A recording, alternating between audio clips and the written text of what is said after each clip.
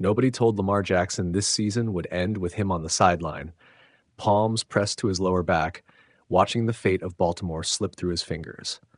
The Ravens announced Jackson is doubtful for Saturday's must-win against Green Bay after missing yet another practice with a back injury, which puts Tyler Huntley squarely in line to start if Jackson can't go. NFL.com, that one sentence changes everything. It turns a late-season game into a crossroads. It turns a quarterback question into a playoff equation, and it forces both teams and the entire fan base to confront the fragility of momentum in a single instant. Let's be blunt, this isn't just an injury report.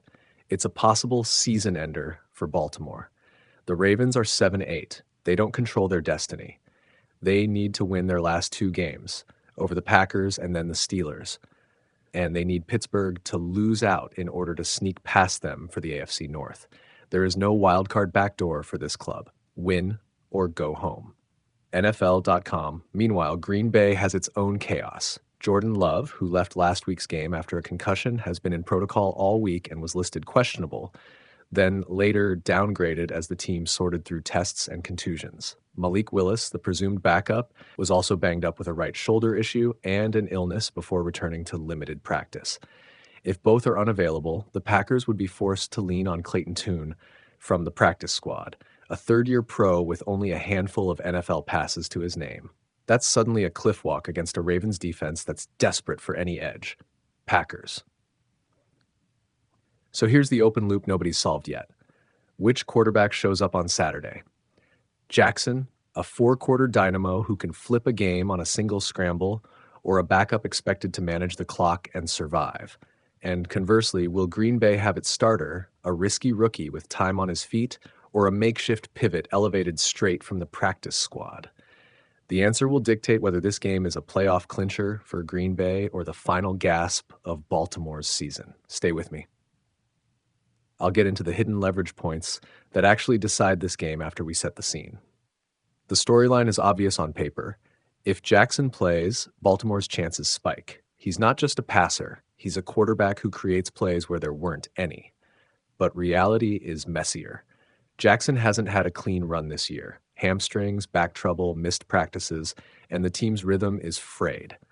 Missing multiple practice days this week isn't a minor detail. It's the kind of thing that leaves timing off in the red zone, limits designed quarterback draws, and forces a coach to dial back his game plan out of necessity. ESPN.com. If Jackson can't go, Tyler Huntley becomes the storyline. He's a competent backup with mobility and experience, but he's not Jackson. The play calling changes from playmaking offense to ball control offense. Third down conversions become premium, and the Ravens, who've leaned on their run game and defensive identity when Jackson's been limited, will suddenly need their defense to buy them chances against whatever Green Bay can field. That's a lot to ask for a team whose postseason path is already razor thin. NFL.com. Now flip the field to Green Bay. The Packers entered the week in decent position, a playoff team, but now they're juggling concussion protocols and shoulder injuries. Jordan Love's concussion is not just a medical checkbox. Protocol is deliberately conservative. The team can't rush it.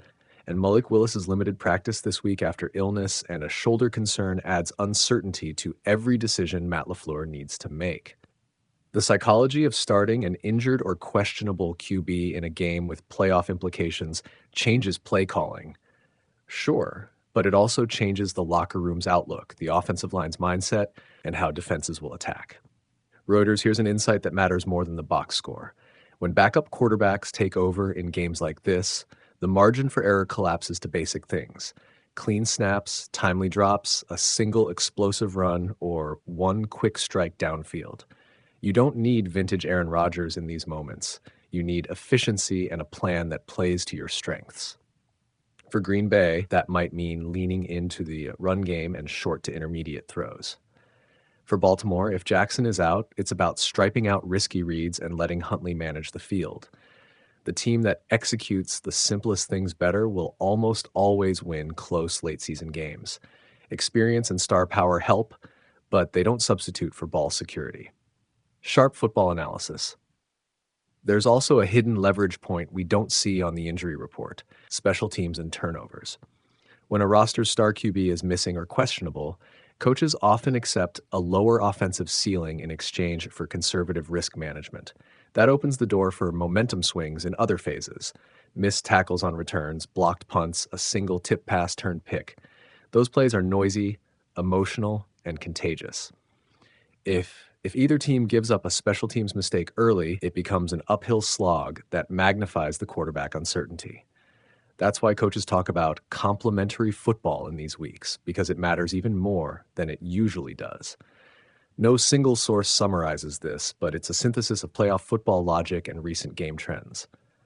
Let's talk personnel. If Green Bay really has to turn to Clayton Tune, keep an eye on play action and creative shotgun rollouts. Tune isn't a practiced starter, but he can be made functional with quick reads and a script that hides his limitations. On Baltimore's side, if Huntley starts, the Ravens will likely flex Lamar's package into a few designed runs and RPOs to keep defenses honest. Both adjustments are manageable, but neither gives you the same upside as your franchise player. Reuters, and the wider playoff picture adds pressure you can't coach away. If the Steelers lose or clinch elsewhere, Baltimore's calculations change midweek. If Pittsburgh beats the Browns, the Ravens are mathematically eliminated even before that final game with the Steelers, meaning this matchup could be the moment their season truly breaks. For Green Bay, a win here can clinch a playoff spot or keep alive a division chase, depending on how the Bears close out. Those stakes slam into every decision, from whether to test a concussion protocol to how aggressively to attack in the fourth quarter. CBS Sports Quarters. So what actually decides this game? It will come down to three things: quarterback availability, turnover margin, and which coaching staff best simplifies its offense under stress. If Jackson plays and looks like himself, Baltimore has the dynamite to win any shootout. If he's out and Green Bay has a healthy Willis or Love, the Packers have the edge via offensive continuity. If both teams are starting backups, the game becomes a tense chess match where one big special teams play or one fourth quarter drive swings everything. NFL.com, here's what to watch live. 1. The pregame warm-ups and whether Jackson takes reps in pads. That will tell you more than the official doubtful tag. 2. Whether Green Bay decides to elevate Clayton Tune or stick with Willis as the starter. That choice will shape play calling from the first snap. And 3. Turnover opportunities early.